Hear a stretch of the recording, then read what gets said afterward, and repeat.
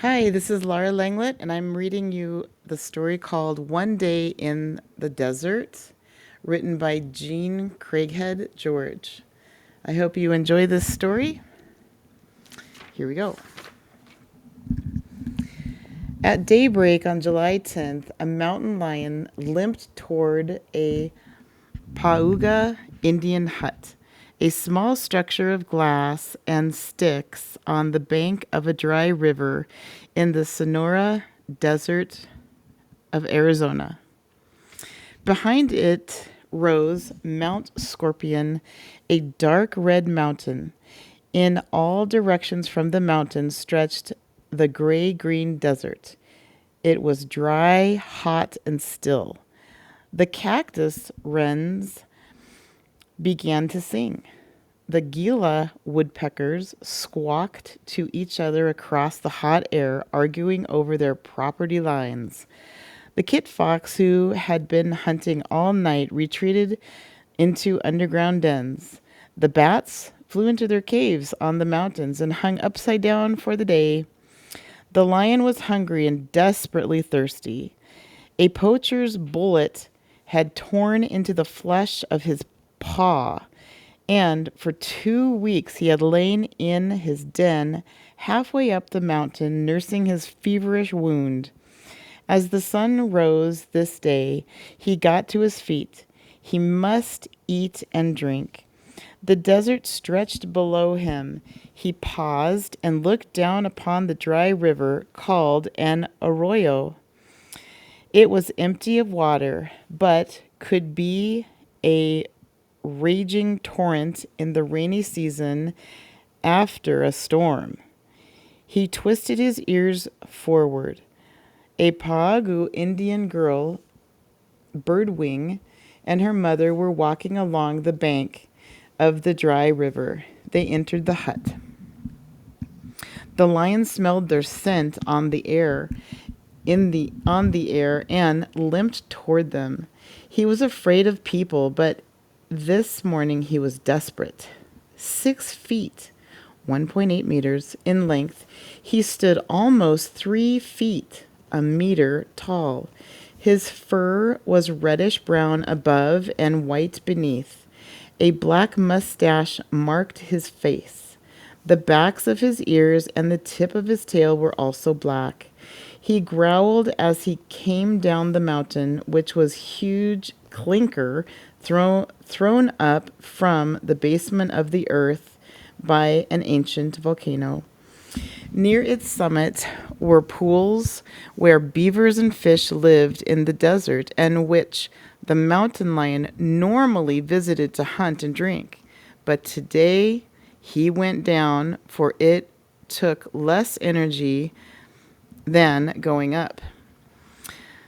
The rising sun burned down from space, heating the rocks and the soils under until they were hot even through the well-padded feet of the lion. He stood in the shade of a rock at 8 a.m. when the temperature reached 80 degrees Fahrenheit, 26.6 Celsius. This day would be memorable. The birdwing, her mother, the lion, and many of the animals below Mount Scorpion would be affected by July 10th. Some would survive and some would not, for the desert is ruthless. The Scorpion Desert is one of 4 deserts marked by distinctive plants that make up the Great North American Desert, which extends from central Mexico and almost the Canadian border.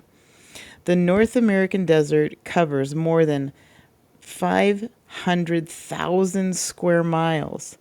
That's 1,300,000 square kilometers.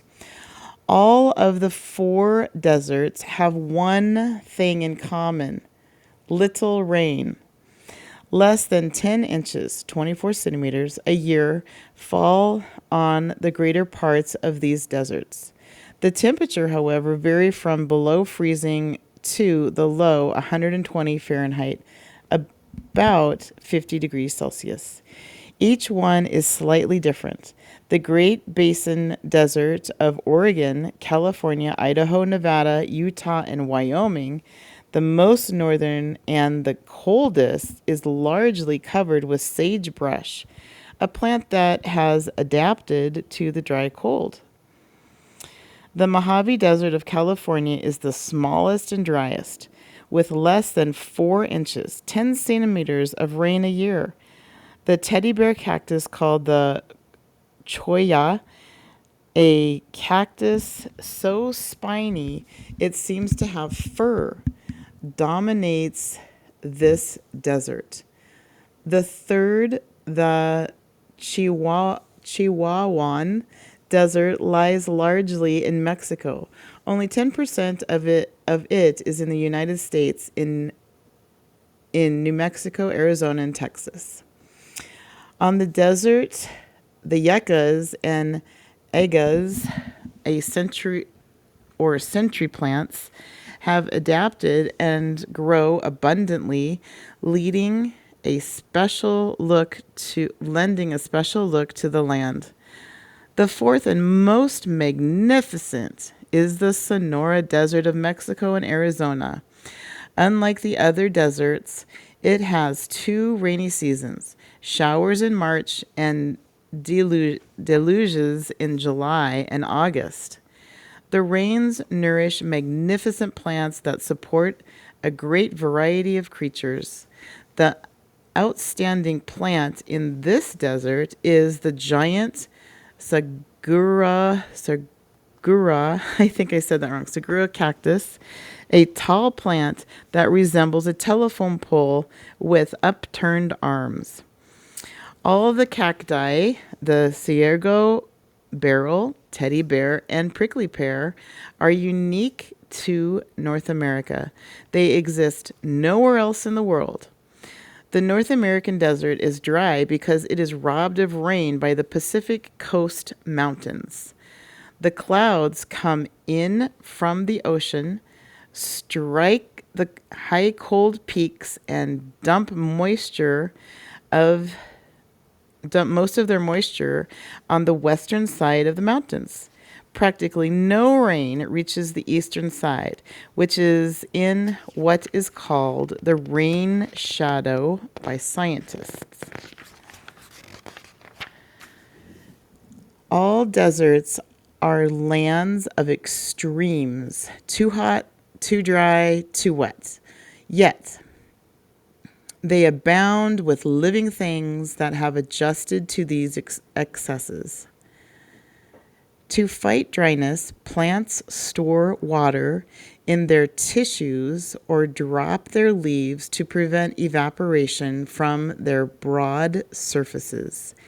They also grow spines which do not use much water and which cast shadows on the plant to protect it from the blazing sun. They thicken stems and leaves to hold water.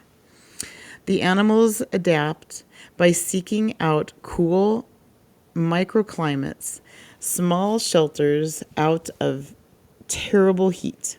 The microclimates are burrows in the ground where it is cold, crevices and caves in the rocks, or the shade. Because of the dryness, the thick desert air does not hold heat. Shady spots can be 20 degrees Fahrenheit, 11 degrees Celsius, cooler than out in the sun.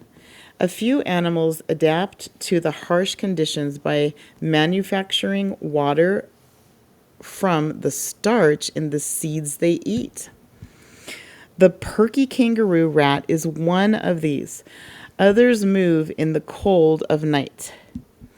The coyote hunts in the dark, as do deer, ringtail cats, cactomistle, desert fox, raccoon, and lion. The honeypot ant, on the other hand, has such a tough outer skeleton that it can walk in extreme hot sunshine. Only July 10th, the wounded mountain lion was forced, on July 10th, the wounded mountain lion was forced to hunt in the heat of the day. He could not wait for darkness. He made his way slowly down the trail toward the Paugo Indian hut. Okay, I'm just going to stop here for a second and just review real quick. So at the very beginning, they talk about that on July 10th, there's going to be some big thing happen. And unfortunately, a mountain lion got hit in the foot with a bullet, so he's hurt. And it talks all about how these animals and plants have resisted the heat and how they have lasted for thousands of years, and how there's deserts everywhere. Goes almost to the Canadian border and down to Mexico. All right, let's go back on track. Okay, so on July 10th, the wounded mountain lion was forced to hunt in the heat of the day. He could not wait for darkness. He made his way slowly down the trail toward the Paugu Indian hut. By 9 a.m., he was above the dwelling on the mountain ledge. The temperature climbed another degree. He sought the shade of a giant saguaro cactus and lay down to rest.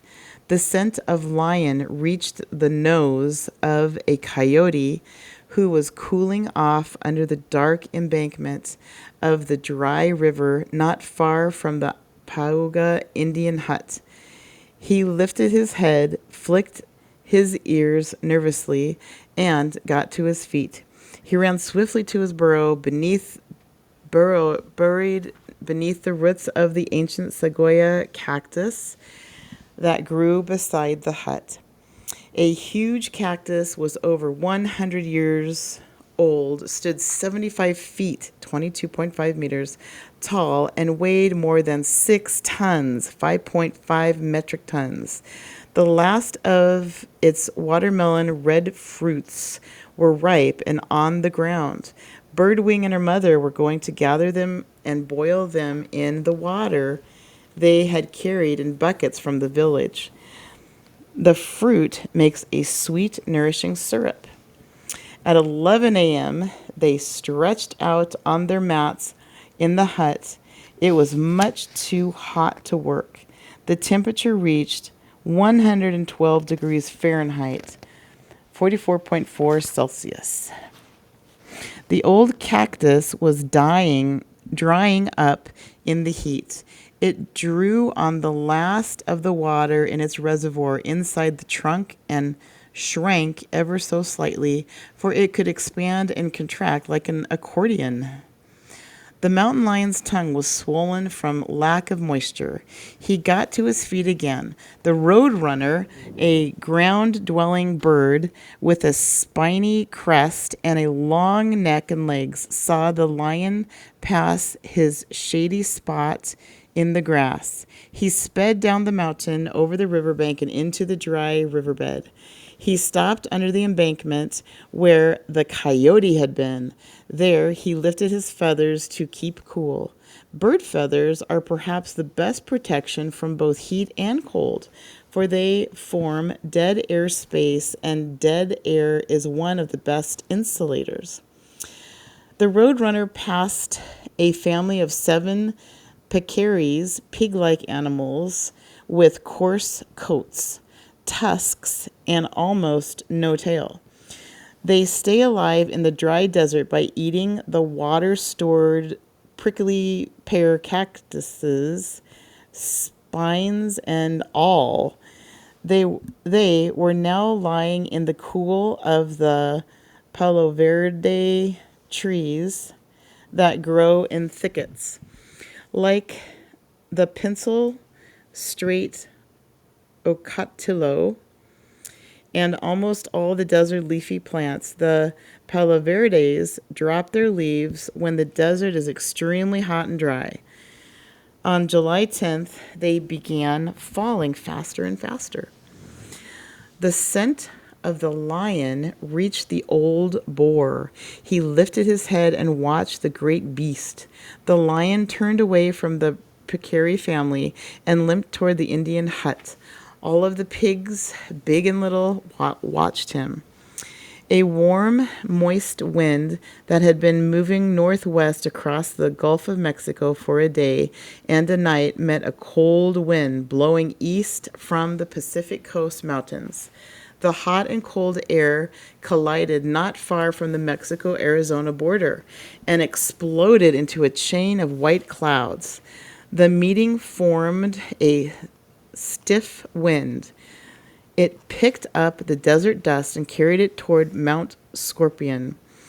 As the lion limped across the embankment under which the roadrunner was hiding, the air around him began to fill with dust. Near the coyote den dwelling a tarantula, a spider almost as big as a man's fist and covered with fur-like hairs. She looked like a long-legged bear, and she was sitting near the top of her burrow, a shaft she had dug straight down into the ground. The hot desert air forced her to let go with all 8 of her legs. She dropped to the bottom of her shaft where the air was cooler. The spider survives the heat and digging underground and by hunting at night. The moist crickets and other insects she eats quenches her thirst. Stay away from tarantulas. The headstand This is the best part. The headstand beetle felt the heat of the day and became uncomfortable. He stopped hunting in the grass and scurried into the entrance of the tarantula hole. He was not afraid of the spider. With her poison fangs that kill prey, he was wary of her. Hearing a spider coming up from her shaft to see who was there, the headstand beetle got ready to fend her off. He stood on his head, aimed his rear end, and mixed chemicals in his abdomen. The tarantula rushed at him and lifted her fangs. The headstand beetle shot a blistering hot stream of quinoid chemicals at the spider. So basically, he tooted on the spider. She withered and dropped to the bottom of her den. The headstand beetle hid under the grass plant by the tarantula's door.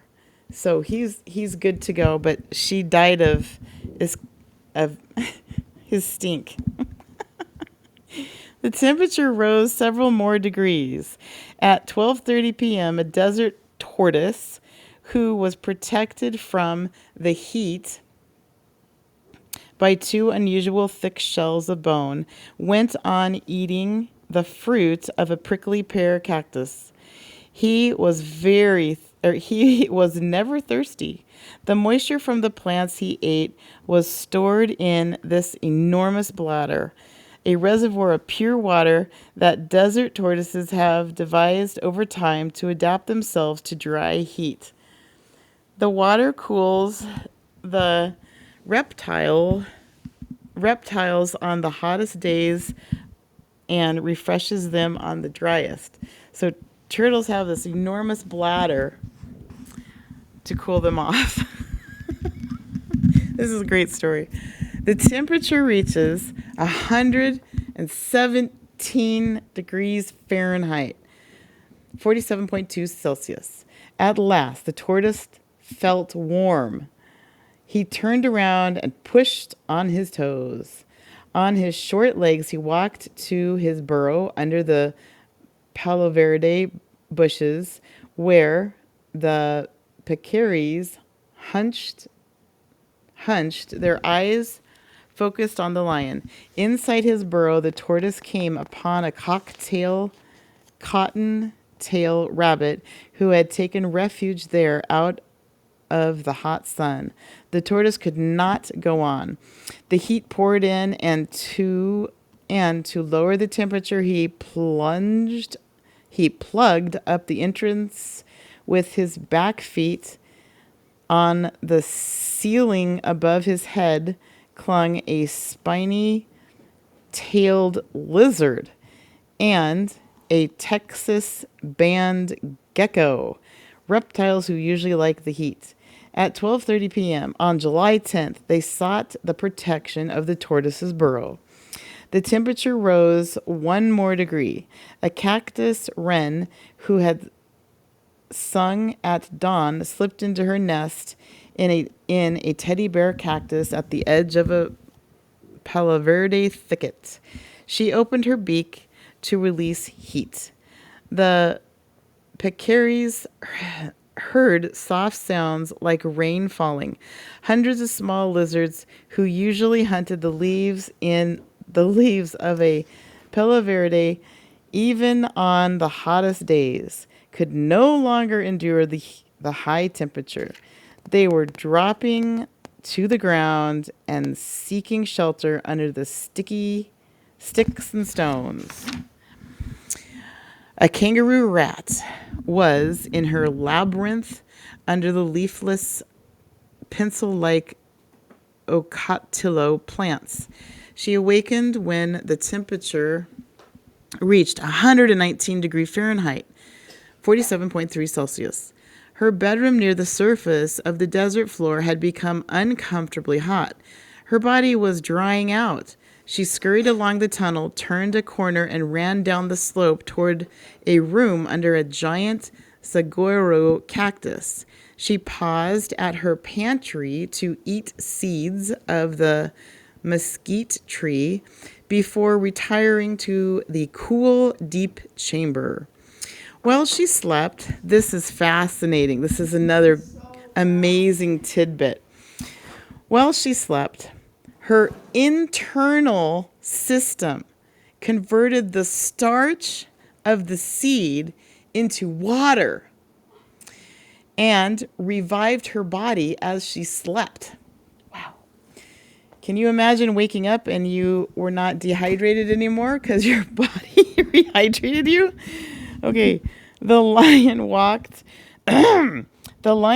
into the palo verde bushes. The peccaries squealed in fright and trotted out into the terrible sunshine. In a cloud of dust, they sped into the dry riverbed and frightened the roadrunner. He ran out from under the overhang and flew into the saguaro forest on the far side of the dry river. The pigs hid under the embankment where the roadrunner had been. The injured lion could not chase the peccaries. He lifted his head, smelled the sweet piglets, and climbed up to the Indian trail till he was at the hut. Birdwing and her mother were sleeping. Oh no. He stared at them and crouched. Slinking low, he moved to a bucket, drank long and gratefully, then lay down in the doorway of the hut. The temperature climbed one more degree. The birds stopped singing. Even the cicadas, who love hot weather and drum louder and faster in the heat, could no longer endure the fiery temperature. They stopped making sounds with their feet and wings and sat still. The Gila woodpecker flew into his hole in the giant saguaro. Below him, in one of his old nests, sat the sparrow-sized elf owl. He opened his beak and lifted his feathers. Birdwing was awakened by thirst. She tipped one of the water buckets and drank deeply. The desert was so quiet she became alarmed. Clouds were racing toward Mount Scorpion. They were black and purple. Constant flashes of lightning illuminated them within. She crept to the back of the hut and lay down beside her mother. She closed her eyes. At 1:20 p.m., the temperature reached 121 degree Fahrenheit, 49.4 Celsius. That's crazy. This hour on July 10th was the hottest hour on record at the bottom of Mount Scorpion. Even the well-insulated honeypot ants could not tolerate the temperature. They ran toward the entrance of their labyrinth near the pack rat nest by the hut. Some managed to get underground in the caverns where sister ants hung from the ceiling. Do your sisters hang from the ceiling? Yeah. Forager honeypot ants store the sweets from the plants they have gathered in the bellies of hanging ants, some of which became as round as balloons and as big as marbles. The last two foraging ants ran across the hot soil to get home. They shriveled and died in seconds. Sorry, that's not that funny. The precarious, the precarious under the embankment dug into the earth to find coolness. The clouds covered the sun instantaneously. The temperature dropped 4 degrees. The tortoise shoveled more dirt into the mouth of his burrow. The thunder boomed like Indian drums. The kangaroo rat felt the earth tremble. She ran to her door, smelled rain in the air, and scurried to a U-shaped tunnel. She went down it and up to a room at the top. There, she tucked her nose into her groin to sleep. The temperature dropped 5 more degrees. Wow, so once it went hot, now it's going to get really cold. The rattlesnake came out of the pack rat's nest and slid back to his hunting spot in the rear of the hut. The cicadas sang again. The cactus wren looked out of the entrance of her ball nest in the teddy bear cactus. The thunderclap exploded sharply. Bird Wing awoke. She saw the lion stretched in the doorway. She took her mother's arm and shook her quietly until she woke. Signaling her to be quiet, she pointed to the mountain lion. Birdwing's mother parted the grass at the rear of the hut and, after pushing Birdwing out, backed out herself. The rattlesnake buzzed a warning. The sky darkened. Lightning danced from Seguro cactus to Seguro cactus. Birdwing's mother looked at the clouds and the dry aurora. "We must get out of here," she said. "Follow me up the mountain." They scrambled over the rocks on hand and feet without looking back. Huge raindrops splattered into the dust. Birdwing and her mother reached an overhanging rock on the mountain. Lightning flashed around them like white horsewhips. The thunder cracked and boomed. Then water gushed out of the sky. The rain fell in such torrents that Birdwing and her mother could not see the dry river, the hut, or the old saguaro tree. They sat quietly, waiting and listening. A flash of lightning shot out of a cloud and hit the old saguaro cactus. It smoked, split, and fell to the ground. The elf owl flew into the downpour. His wings and body became so wet he soared down to the grass beneath the palo verde bushes. The woodpecker stayed where he was, bracing himself with his stiff tail. The crash of the saguaro terrified the coyote. He darted out of his den under the tree and back to the dry riverbed. The peccaries dug deeper into the embankment. The roadrunner took to his feet and ran up the slope beyond the giant sequoia forest. The rain became torrents. The torrents became waterfalls, and the waterfalls cascaded out of the sky until all of the moisture was wrung from the clouds. They drizzled